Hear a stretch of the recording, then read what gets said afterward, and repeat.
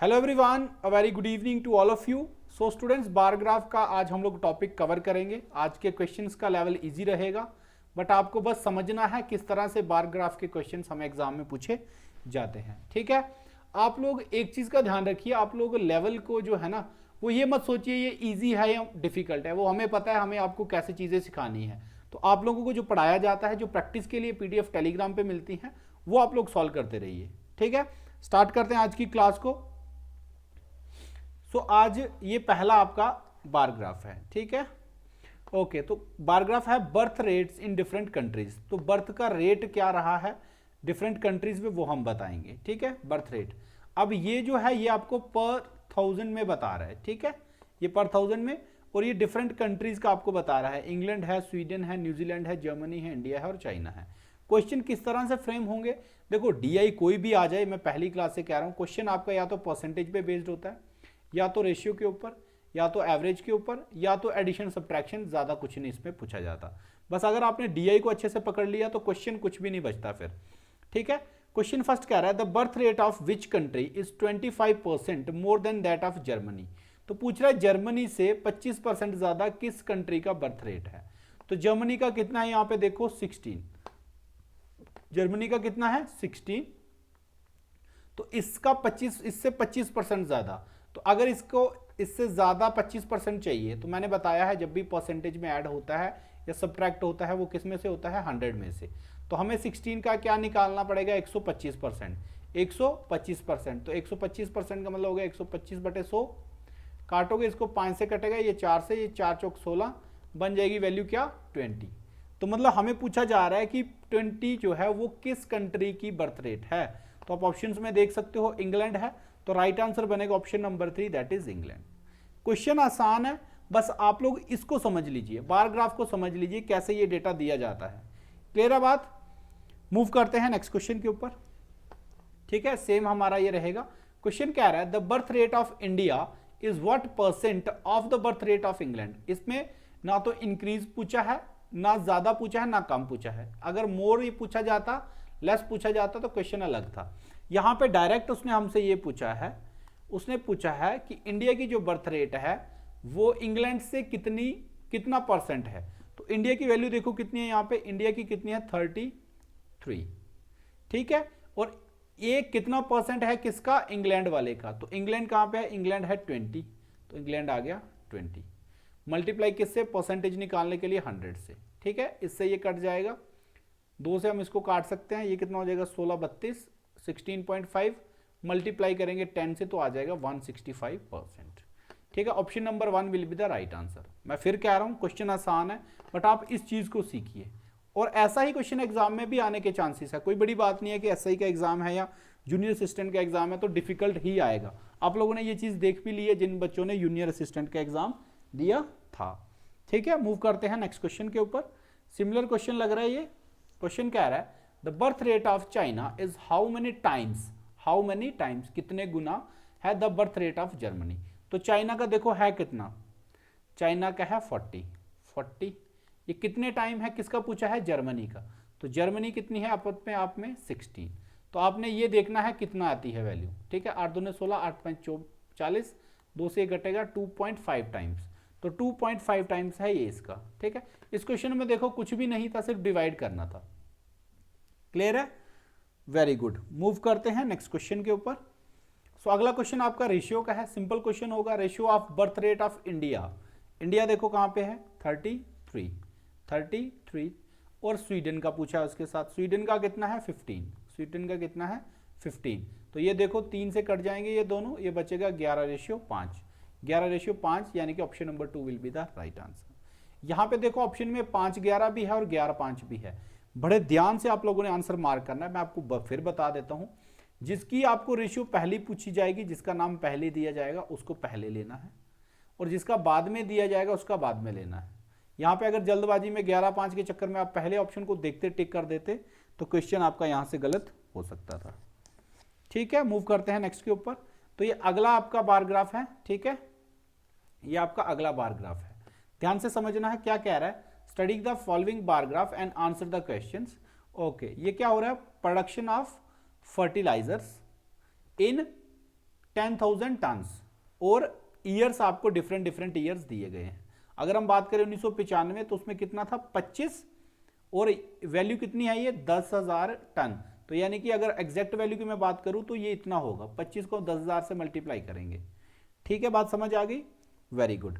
So question आपसे पूछ रहा है the number of years the production of fertiliser was more than average production of the given years is. तो अब question कहां से फ्रेम हो गया, एवरेज से। इसका मतलब आप सबको क्या करना है, आपको सबसे पहले इन सभी की क्या निकालनी पड़ेगी, एवरेज, और हमें बताना है एवरेज से ज्यादा कितने साल जो है वो प्रोडक्शन फर्टिलाइजर की ज्यादा रही थी।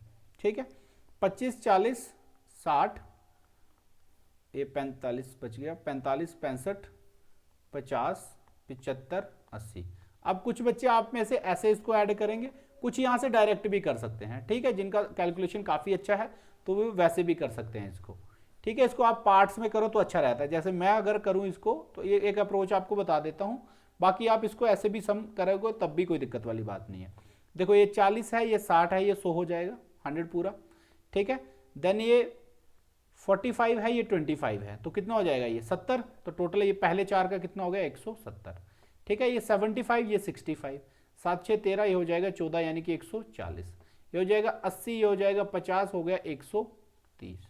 ऐसे भी आप लोग ब्रेक करके भी इसको कर सकते हो, 7, 4, 11, 3, 14, 4, ये हो जाएगा कितना 440, इतना ही हो रहा है, 7, 4, 11, 3, 14, यस 440। एवरेज कैसे निकलेगी, 1, 2, 3, 4, 5, 6, 7, 8, 8 से करेंगे डिवाइड तो हो जाएगा 8, 5, 40, 8, 5, 40, तो 55 क्या आई है इसकी एवरेज।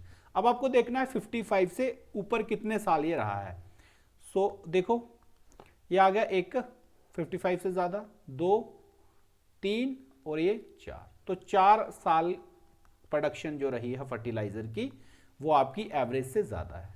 ठीक है, क्वेश्चन अच्छा था ना, टाइम लगा इसमें, यस। तो इस तरह से क्वेश्चन आपको एग्जाम में पूछे जाएंगे।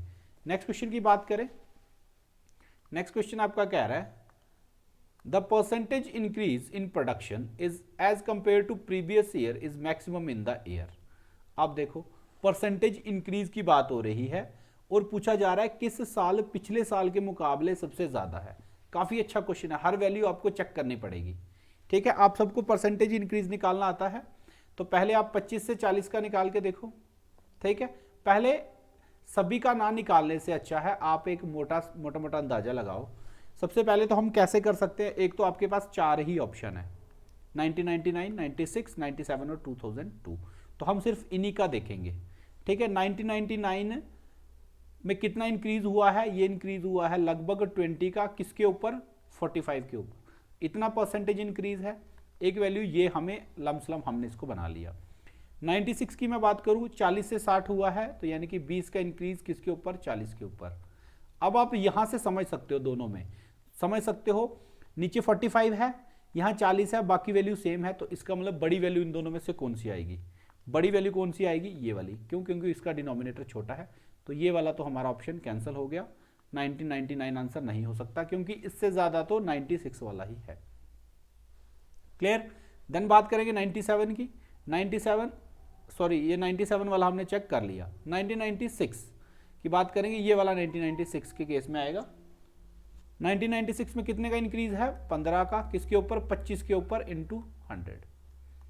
ठीक है, बात समझ आ गई। नेक्स्ट 2002 में 75 से 80 हुआ है, तो यानी कि 5 का इंक्रीज 75 के ऊपर, ये तो नहीं हो सकता, ये वैल्यू तो इसी से छोटी हो जाएगी। इन दोनों में से अब हमें देखना है, ये हो जाएगा 1/2 यानी कि 50%। कितने का इंक्रीज 50% का, और ये हो जाएगा 5 और ये हो जाएगा 3, 5 से ये कटेगा, ये 20 से, ये हो गया 60%। तो यानी कि ये जो वैल्यू है जब 25 से 15 का इंक्रीज हुआ है इसमें, तो ये सबसे ज्यादा परसेंटेज इंक्रीज है। परसेंटेज इंक्रीज पूछा था इसलिए तामझाम ज्यादा करना पड़ा। अगर डायरेक्ट पूछ लेता कि सबसे ज्यादा इंक्रीज किस में है तो हम इनके डिफरेंस से कर सकते थे। क्लियर है बात। सो राइट आंसर इस क्वेश्चन का क्या बन गया आपका, ये वाला। तो 96 में सबसे ज्यादा परसेंटेज इंक्रीज हुआ है। आई होप ये क्लियर हुआ होगा आप सबको। हो रहा है तो कमेंट बॉक्स में लिख के बताओगे आपको आप लोग कि यस सर क्लियर हो गया है। अब डीआई की क्लासेस आपको रेगुलर मिलेंगी, पूरा सिलेबस अच्छे से होगा, आप लोगों ने बस कंटिन्यूसली क्लासेस के साथ जुड़े रहना है। अगले क्वेश्चन की बात करें, the percentage decline in the production of fertiliser from 97 to 98 इज। अब 97 से डिक्लाइन हुआ है, आपसे पूछा है कितना परसेंट डिक्लाइन, डिक्लाइन मतलब डिक्रीज, ठीक है। 60 से कम होके हो गया 45, तो डिफरेंस कितने का हुआ, 15 का।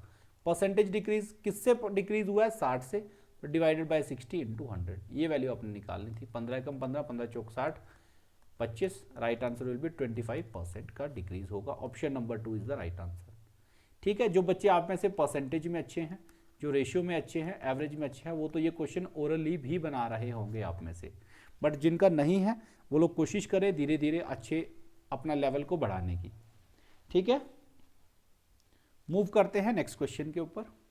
यस, सो नेक्स्ट क्वेश्चन आपका कह रहा है the percentage increase in production of fertiliser in 2002, 2002 में जो है वो कितना इंक्रीज हुआ है परसेंटेज में एज कंपेयर टू 1995। तो 1995 में कितना था, 25, 25 से बढ़ के कितनी हुई है वैल्यू, 80। तो कितना परसेंटेज में इंक्रीज हुआ है, परसेंटेज इंक्रीज कैसे निकलता है बेटा, देखो 25 से कितना बड़ा है ये इंक्रीज हुआ है 55, कितना 55 हुआ है, 5 2 7, यस। तो परसेंटेज इंक्रीज किस में से इंक्रीज हुआ है, 25 में से, तो इंटू 100, 25 से कम 25, 25 चौक 100, 55 को 4 से करना है, 220 हो जाएगा ये। Option number 1 will be the right answer, 220%। Clear है। आज हमने 2 बार ग्राफ आप लोगों के साथ डिस्कस किए हैं। अगला बार ग्राफ आपके लिए मैं होमवर्क में रख रहा हूँ, सिंपल है, कोई दिक्कत वाली बात नहीं है। पहला क्वेश्चन तो बिल्कुल इजी लग रहा है, the sum of FDI of 1992 and 1993, दोनों को ऐड करके आपसे पूछा गया है। सिंपल है बट फिर भी आप लोगों को करना है, ठीक है। ये क्वेश्चन आप ट्राई करेंगे, रेशियो आप निकालेंगे, ये करेंगे।